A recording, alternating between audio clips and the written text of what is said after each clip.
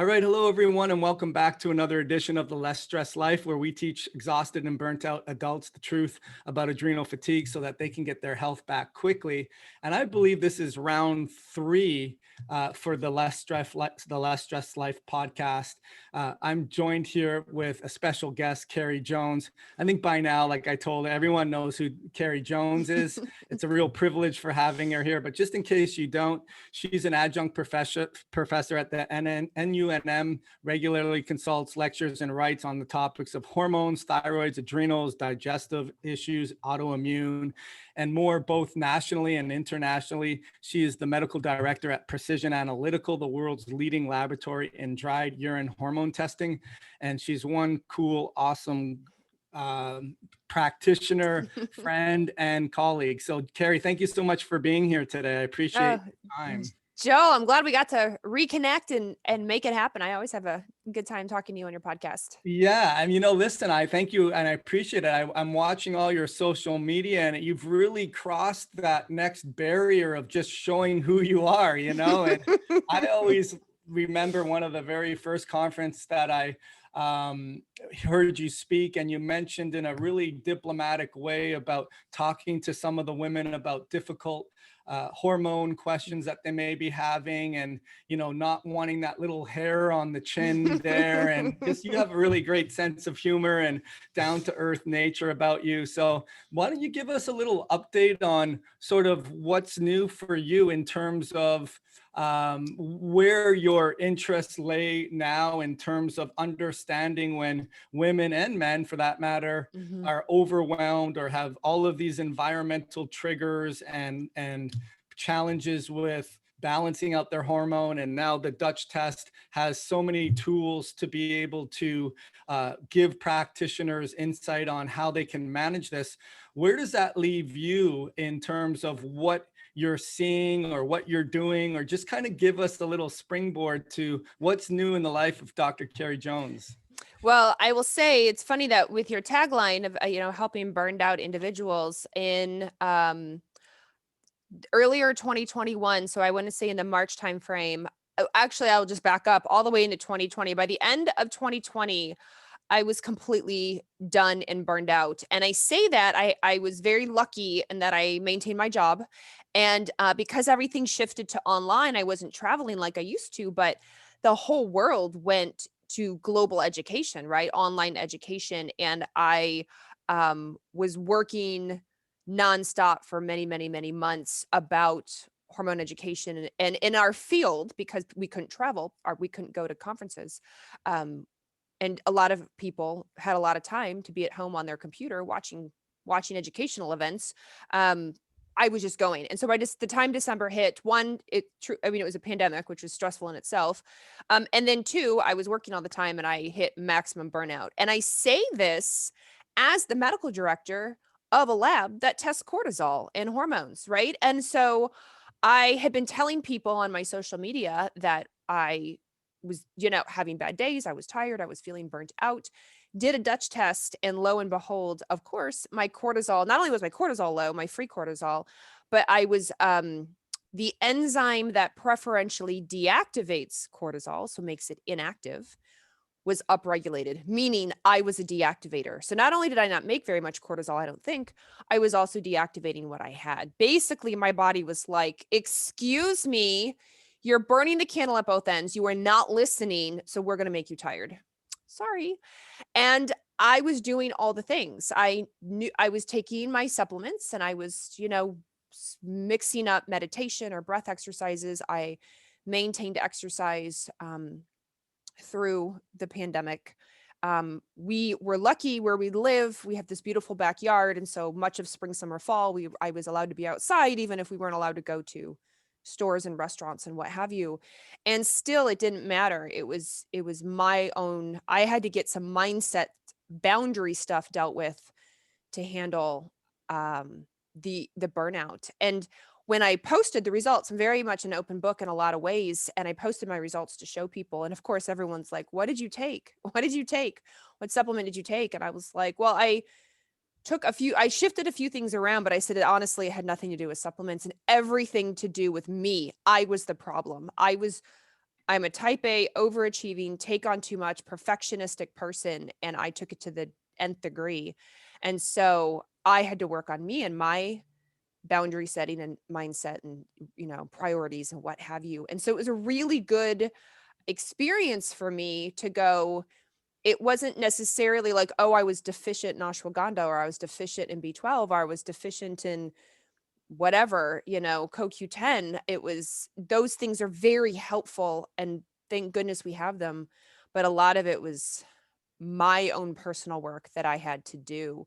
And as I laid that out for people, a lot of comments, a lot of DMs of folks who were like, dang it, I'm taking the supplements, but I'm not really doing the work. Like, I'm not paying attention to the day to day or my mindset or what's happening, or like, I don't want to go there. I can't go there. It's too hard to go there. I'm struggling to go there, but okay, you're probably right. For a lot of folks, obviously not everybody, that doesn't apply to everybody, but it was a very good perspective for me. So it was like an insight springboard into what's been going on since we last talked. So now I have better boundaries. Now, I did some mindset personal work. I had a couple coaches that I worked with, that I hired and worked with to help me get through. And 2021 has been much, much better. That's for sure. But I just want everyone to know that even the medical director of a hormone lab is not immune. Like, we're vulnerable too.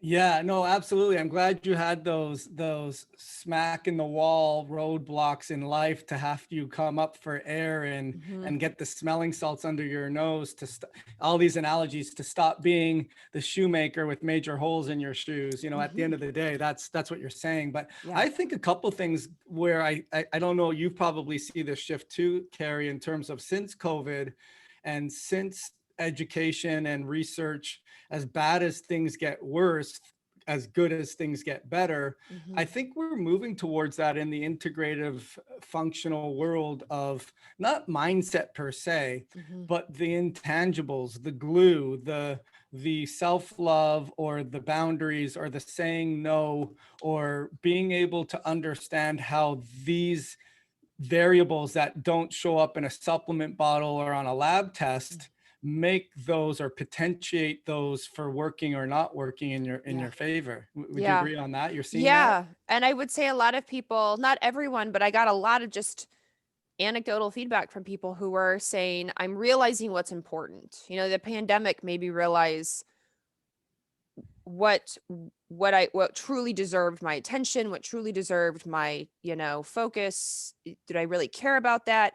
And it also made me realize the things I could give zero F's about, like, wasn't important. I should stop stressing. There are bigger things in this world worth stressing about, worth worrying about. And so, and I think the pandemic, which is obviously still going on to some degree, and I'm not saying it wasn't hard. It was extremely hard, but it made the whole world pivot and shift. And I just got that in my comments and the DMs of people being like, like either their job or where they live, or they would focus back on family. I heard that over and over and over again. Or somebody's personal health, focusing back on their personal health, because now they weren't giving out all the time, right? Pre-pandemic, we could go out, we could travel, we were working, like everything, we had appointments, we had practice, like everything was out.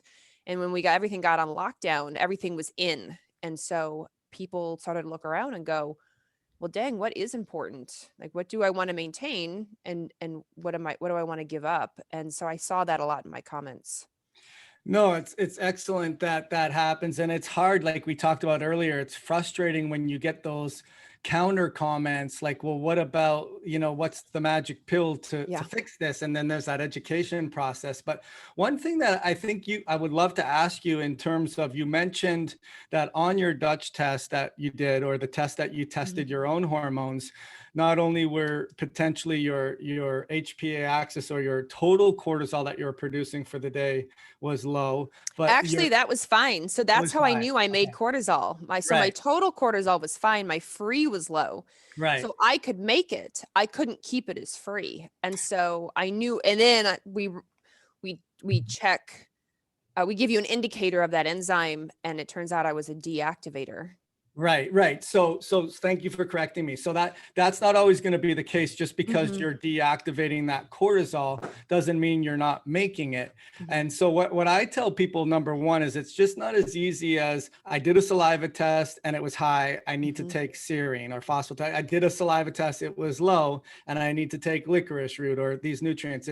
There's a lot of pathways that are involved. And one of the things that I've seen with what we're talking about on your test is you have that total that you produce for the day for that given mhm, period mhm. metabolized.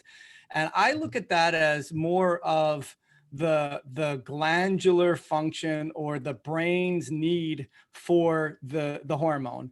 But then you have that mind body disconnect, which I tell Mhm. people, like, basically at the day, like, your mind may say yes, but your body definitely says no, and you're not Yeah. able to, and your eyes are bigger than your stomach.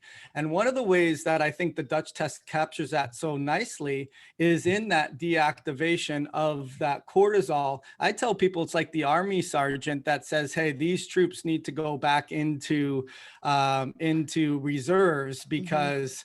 Either we're it's just your troops, your sergeant knows the terrain of the body mhm. and needs to preserve the troops in times of crises, or just knows what's best for the body versus us trying to micromanage it per se, Mhm. and not trying to overcome that. But bottom line is I think that what's so great about that Dutch test is it shows a disconnect between what the brain wants the adrenals to do Right. and what the cells of the body systemically want the adrenals to do. So maybe kind of give us some insight on that, because it doesn't really, Mhm. it doesn't, people listening to this that are exhausted and burnt out may not have any clue. Deactivation, what Right. is that? What's going on there? Right. So the body makes cortisol first and foremost. And free cortisol is what's active, binds to receptors, turns them on, does the things.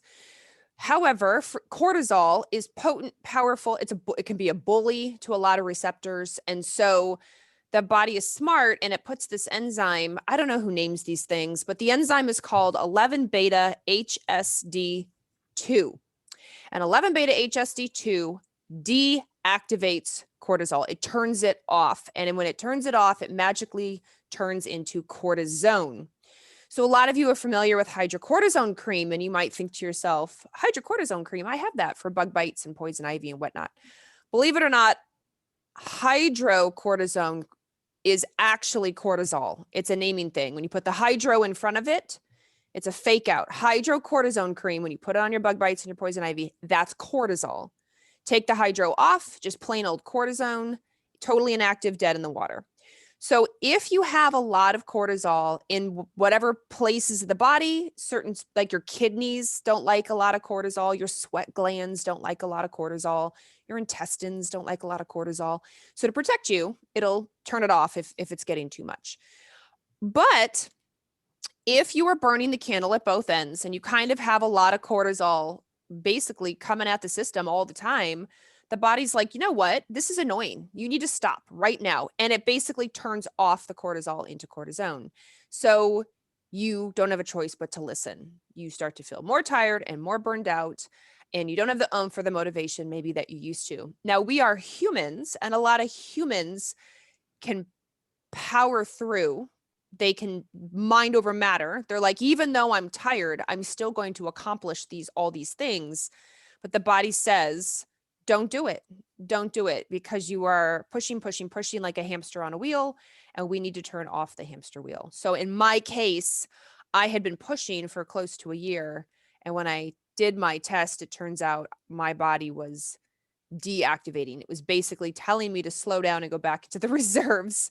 And so you're right. There are supplements that can reactivate, but by reactivating, would I have solved any of my problems? No, because if I was still a hamster on the wheel, and you're just like, it's the equivalent of like just IVing up a hamster and pumping them through like full of caffeine, or cocaine, or like cortisol, like just straight, stimulants. Eventually the hamster's going completely burn out and fall off the wheel. So it's the same. If you're just taking supplements to reactivate yourself, but you continue to do the things that are burning you out in the first place, you continue to push and push and push, then you have a problem. So when I saw it on paper, I knew what I was doing. Of course, I'm intelligent. But when I saw it on paper, I was like, oh, okay, I guess I'll slow down. I guess I'll listen. Guess I'll stop being the hamster on the wheel and take care of myself. Supplements help. I'm not saying don't do supplements. They absolutely help. But again, the supplements are only as good as are your habits. So if you are a hamster on a wheel and you won't stop, the supplements aren't going to save you. Yeah, no, I think there's an art to interpreting a test on what it's actually telling you, and asking the carry or the person what's Mm-hmm. going on. And in your case, you really were not listening to your body. Your Mm-hmm. body was deactivating the cortisol, but your brain was powering through and wanting to continue to do things. And you needed the ability to look at that and say, oh, okay, I need to, if my cells at the cellular level know that it's too catabolic and too much impact on me, then I got to listen to my body. So Mm-hmm. that's a great marker on there. The other thing I would say on that as well, though, is that the art of interpreting the test means, well, we could give you licorice root to Mm-hmm. decrease that half-life or increase the half-life. And Increase. Mm-hmm. had a little spill. Got excited with that. We were increasing I the know half. we're increasing Yeah, half-lives here. yeah, no, that was exciting. So as far as when, may I ask from a clinical perspective, when would you tell the body that maybe not so much it's inappropriate, but we want to give you a little more oomph out of the half-life so it doesn't deactivate? Or is that even a thing, Carrie, that people would want to modulate that short term, at least for any, Yeah. what would, Oh yeah, they can absolutely, I mean, definitely, if they're doing the things to get themselves off the wheel at the same time they're taking the supplement, fantastic, because you're really addressing the cause while just adding in a little band-aid of a supplement to help give you some more oomph. But what I don't like, because they're just going to burn out even harder, it's the people who won't get off the wheel or won't do anything about the wheel, and they're just like, just tell me the supplement, just give me the supplement, give me the link to the supplement, I'll just take the supplement. But you're not addressing it. Like, it's not going to help. It may help for a week or two, but it's definitely, you're going to feel just as bad, and then you're going to come right back at me and go, that was crap, that supplement didn't work, I feel terrible. I'm like, I know you didn't do anything. right? You were Yeah. just trying to shortcut your issues based on these lab results. This is why when I saw my own lab results, it was a huge wake-up call. Not huge, but I was like, oh, dang it, there it is in print, right? In colorful print, that licorice wasn't going to save me. Licorice wasn't my problem. A lack of licorice, I didn't have licorice deficiency. It's not what I had. What I had was an overachieving type A hamster on the wheel problem. And that's what I had to stop or address or reevaluate. Right. And Licorice, I that's didn't actually take licorice, to be honest, but a lot of people do in that case. Would have just been a nice bonus to help just get some more oomph back for some people. But I didn't need the licorice. Isn't what I needed. I right. I went a mean, different route. you could triage it perhaps short term. Like I got major meetings coming up. The Mhm. in-laws are coming. I need a little bit of energy, whatever it is, but with the understanding. But I'll add to the frustration from the practitioner side of things, or for your social media followers, because I get this too, is that's based on objective real-time labs if the person's done it. But what about the person? Well, my cortisol's high, I need to lower it, or my Yeah. cortisol. And I asked, well, how do you know your cortisol's high? I just know it's high.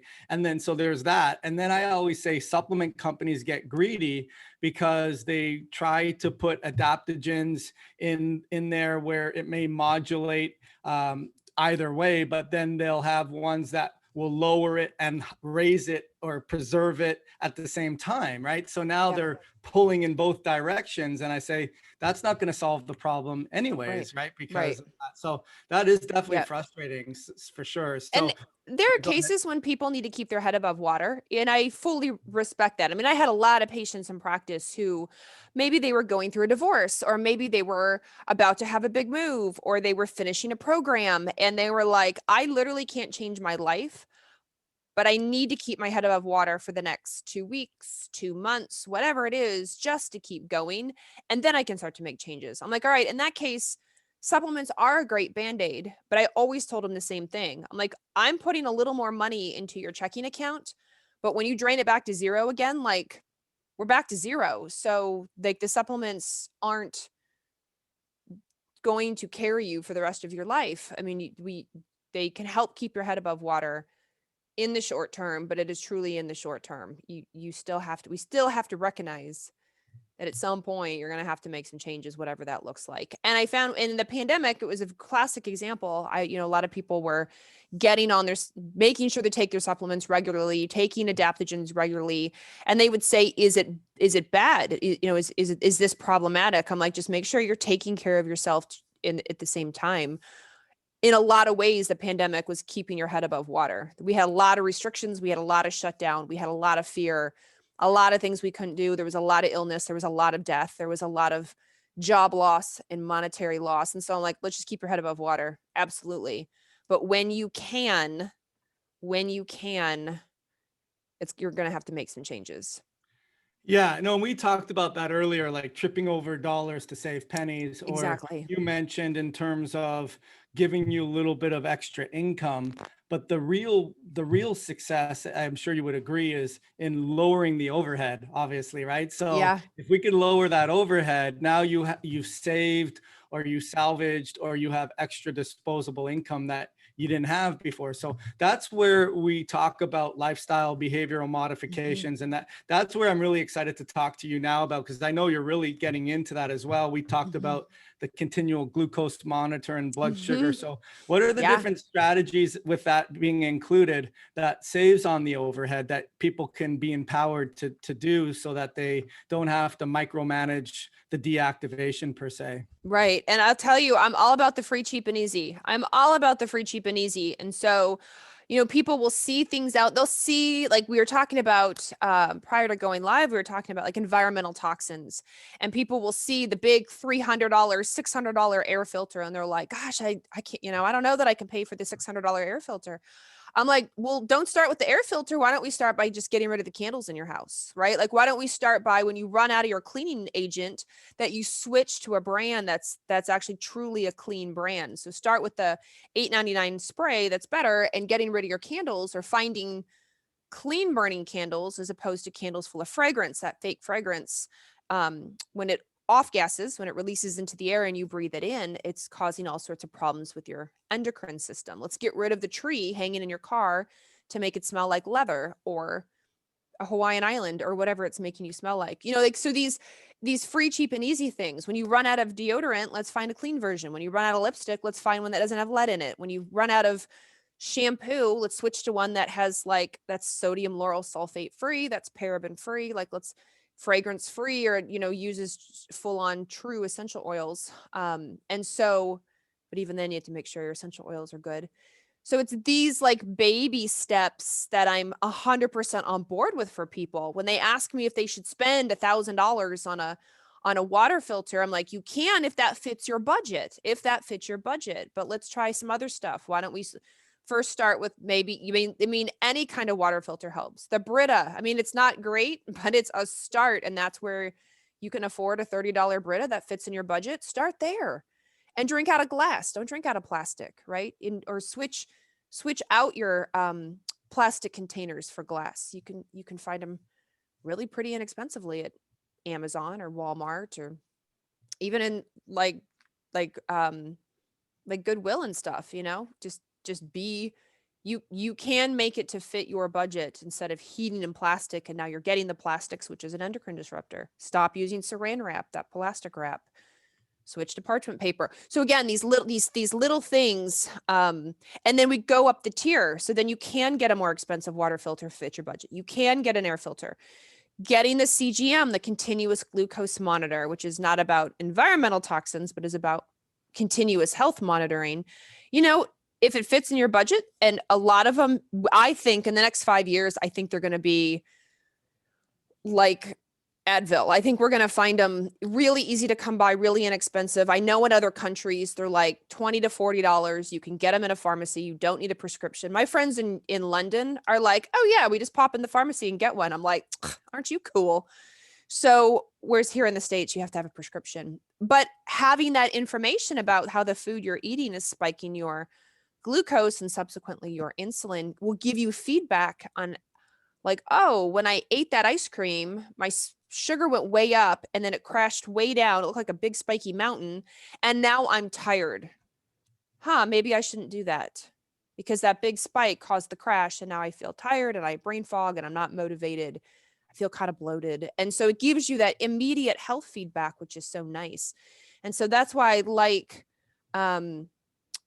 in working with what you can control, that there's, just like you said, don't trip over dollars just to pick up a penny. Like you don't have to, and in this case, go for the low hanging fruit. Go for the stuff in your house, in your car, at your work, in your backyard, what you spray your backyard with that you can adjust to help your health. No, those are awesome. Free, cheap, and easy. I think a lot of the time people have major challenges with addressing some of the elephants in the rooms in terms of the opening up old wounds or post-traumatic stressors or bad relationships or bad jobs. And it's a hard thing to overcome, but there has to be, like you said, behavioral changes and approaching and modulating, diminishing, accepting, whatever it may be. And that's not going to be found in a supplement bottle for sure. I would agree. So, but you mentioned earlier, because I think this is one of my ahas with my CGM is we do focus, or the continual glucose monitor, we focus on the foods, which we should. I think we should understand what particular foods cause a bigger rise of your glucose than other ones. But one of the things that really was an aha for me, Carrie, was I already have a pretty long day as it is. I get home late, I leave early, and then I have a later dinner. And then when I get consumed with work, I'll be on the computer still like at 10:30, 11. I'm like, what am I doing? Like, and then I looked at I ate at like 8 o'clock, and I'll look at my CGM, and because I'm responding to emails and not even going down the slippery slope of EMFs and insulin relationships, but my glucose was like at 148 and I had a low dinner, and I was like, wow, like I need to turn it off. It's time to turn it off. So I think that's a huge, any ahas that you've had besides glucose? I was in the car and I was super mad, and I was by myself and I was yelling in the car, or I was externally processing and I was yelling, and it was about a 20-minute drive. I had checked my glucose prior to getting in the car. And by the time I got to the place I was going, I thought, I'm going to check my glucose and see how it was. And it went up 30 points because my body was like, oh, she must be fighting. She must be ready to fight. I'm going to increase her glucose so she can have it for her brain and in her skeletal muscles so she can fight whatever it is she's going to fight and protect herself. I was fighting like myself, right? I was having this conversation out loud to externally process something, but there was nothing in front of me. I wasn't actually going to go or run or punch or do anything. And so now my glucose is 30 points higher in my bloodstream, and I'm not going to use it.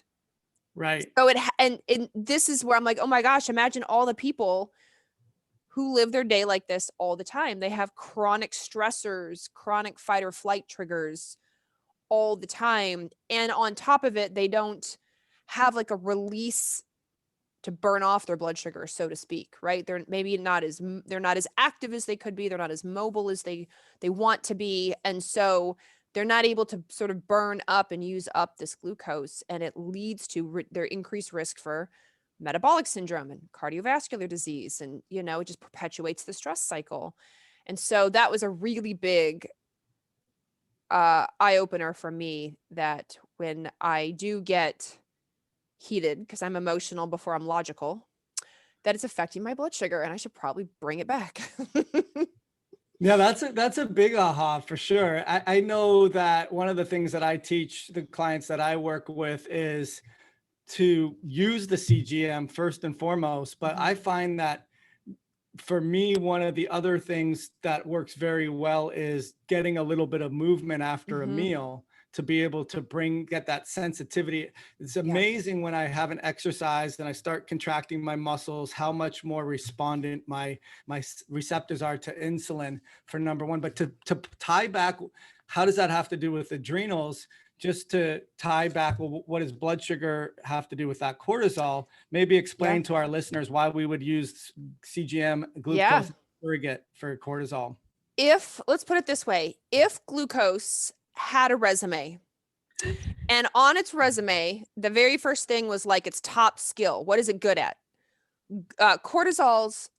Wait, did I say glucose? I meant cortisol. If cortisol had a resume, the top skill it's good at is managing glucose. That's its number one job. Everyone thinks cortisol is about stress, like it is a large general term, or, oh my gosh, cortisol makes me gain belly fat. But the why and the how is that it manages glucose. So cortisol is a glucocorticosteroid. That's the family it falls under. Because glucose is the number one thing. So when your cortisol goes up, then your body breaks down glucose for you and makes it available into your bloodstream, primarily for your brain, but also, of course, for other things, so that you can handle with, be prepared for whatever's in front of you. It's a normal, natural event that is supposed to happen, but it's supposed to be short-lived. It's supposed to be, I'm scared, or I have to fight something. I have to run. I need to run and protect myself. The body's like, I got you. I'm going to give you some glucose. I'm going to put it to your brain so you can think this through. I'm going to give it to your muscles so you can turn around and run away, and then it will be done. You'll have used it up. But what happens is, like me in the car, we get mad at our phone. We get mad at our boss. We get mad at an email. We get mad at the news. We get mad at mail. We get mad at our kids.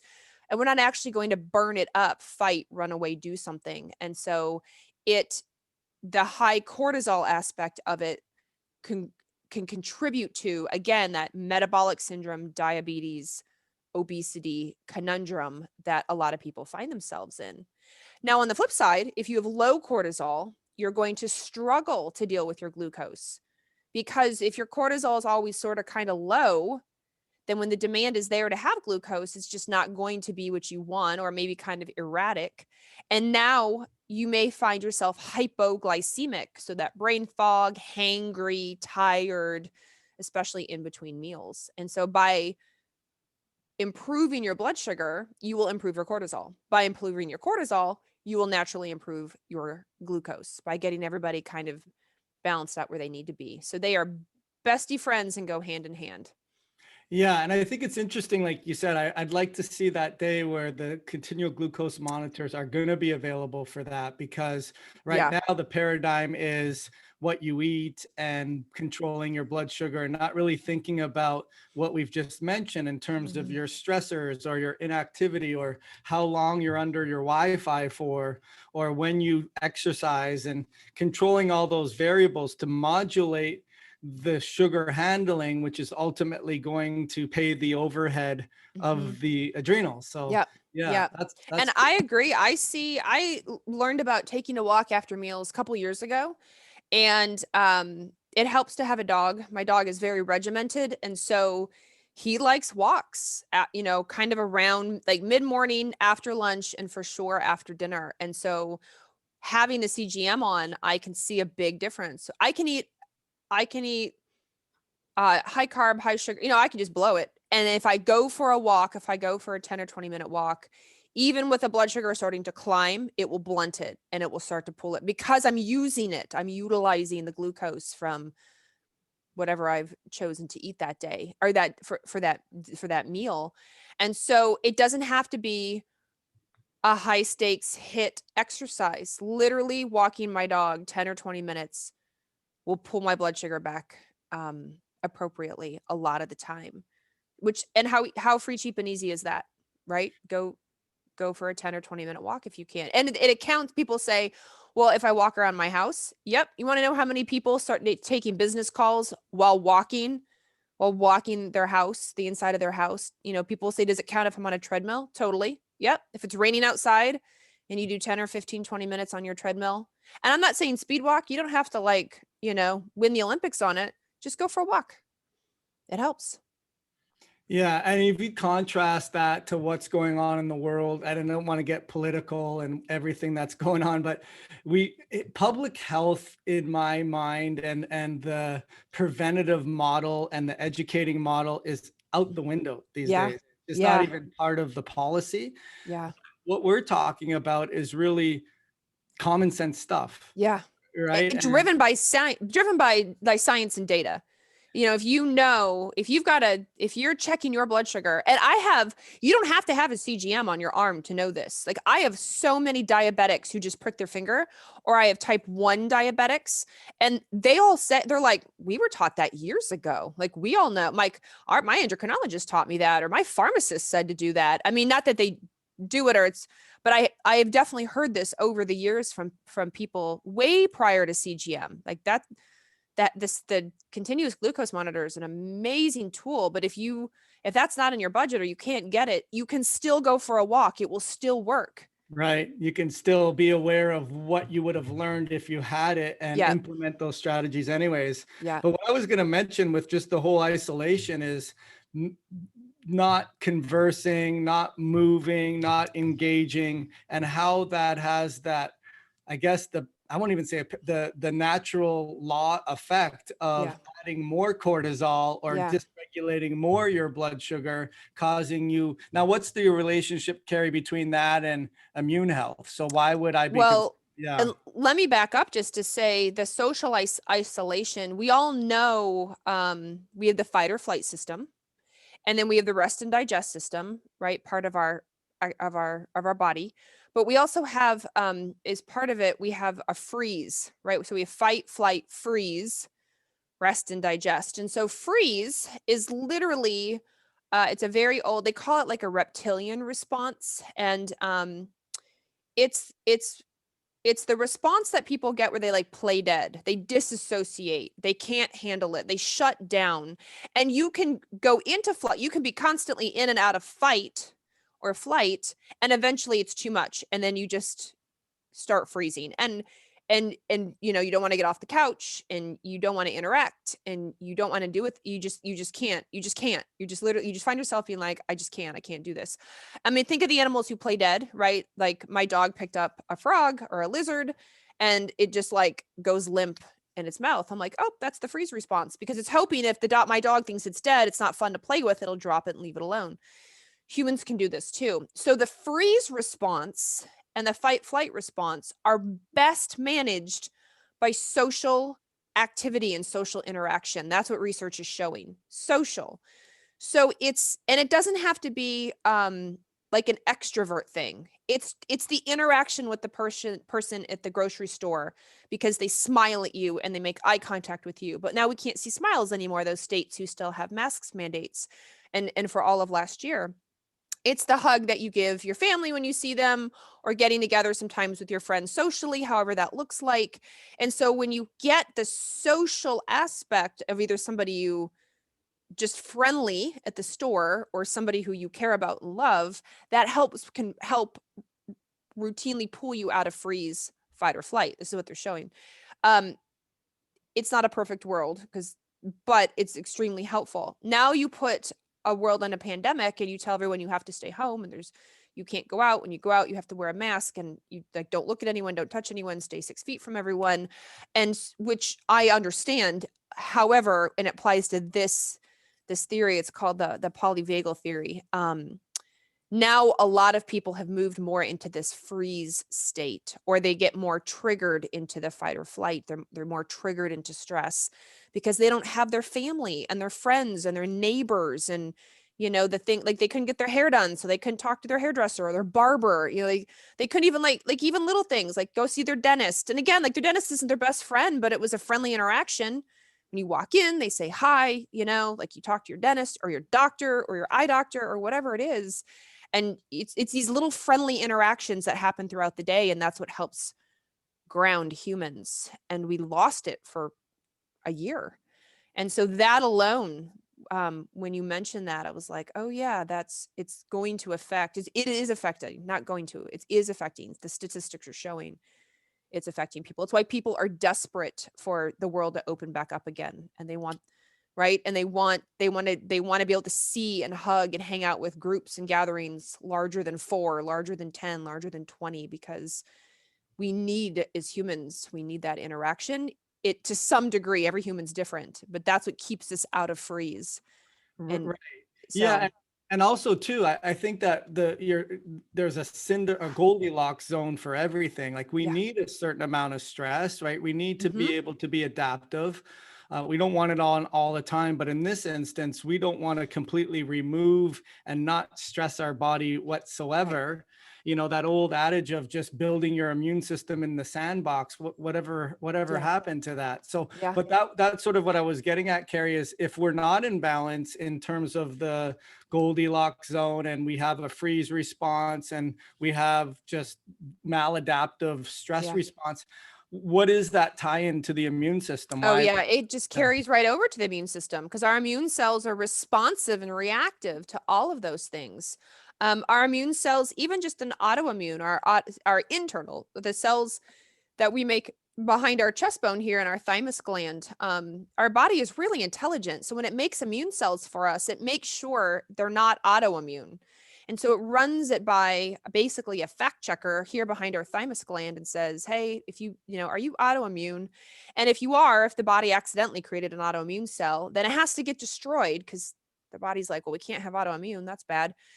And one of the things that helps trigger the destruction is the rise in cortisol in the morning. Well, if you don't have a rise in cortisol, a healthy rise, if you're flatlined, if you're low, if you're really tired and burned out, then you are at more risk for autoimmune. And even if you have autoimmune, you're more at risk for progression. And so it's these like it's like a spider web. If you plunk one end of the spider web, the whole spider web vibrates. And it's the same if you plunk part of the cortisol system, it's going to affect everything all the way over to your immune system.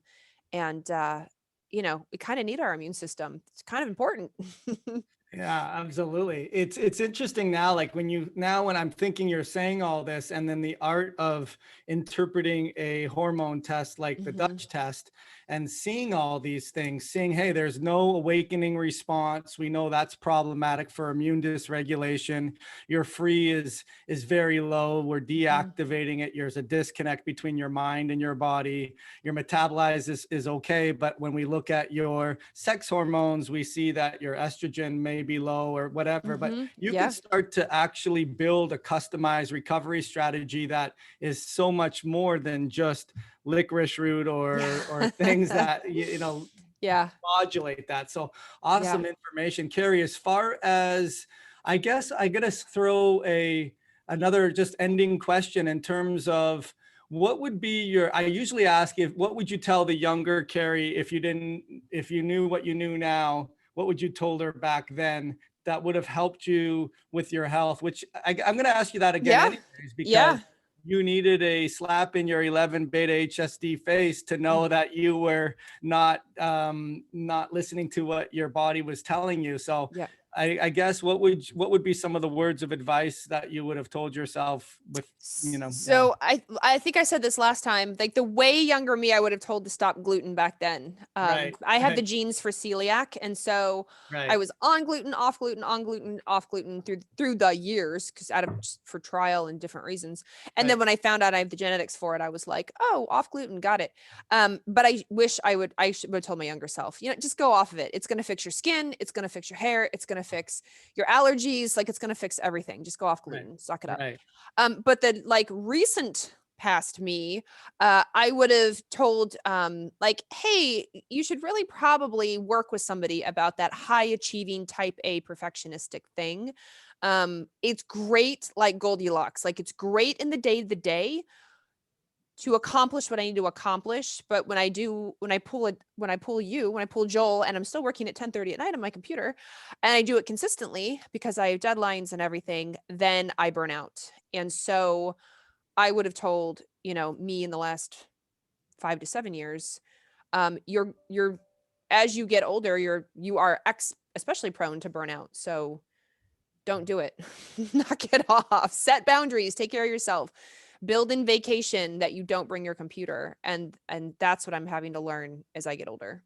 Yeah. And Which you it's would think I would like I know intelligently know, but now it's like really hit home. No, I'm like, In okay, your fine. defense, though, Carrie, in your defense, there's so many opportunities to be overstimulated in so many Yep. different ways beyond any other time in history and era, Yeah. because that's our problem is we're so wide and not very deep. And we Yeah. have so many plates that are spinning on a daily basis that we have to control. And I think the real wise words are having someone's outside eyes that is objective and isn't going to BS you and just say, hey, look, knock it off. You have to do these things, and having Yeah. someone give you the insight, because your sphere of excellence is what we're talking about.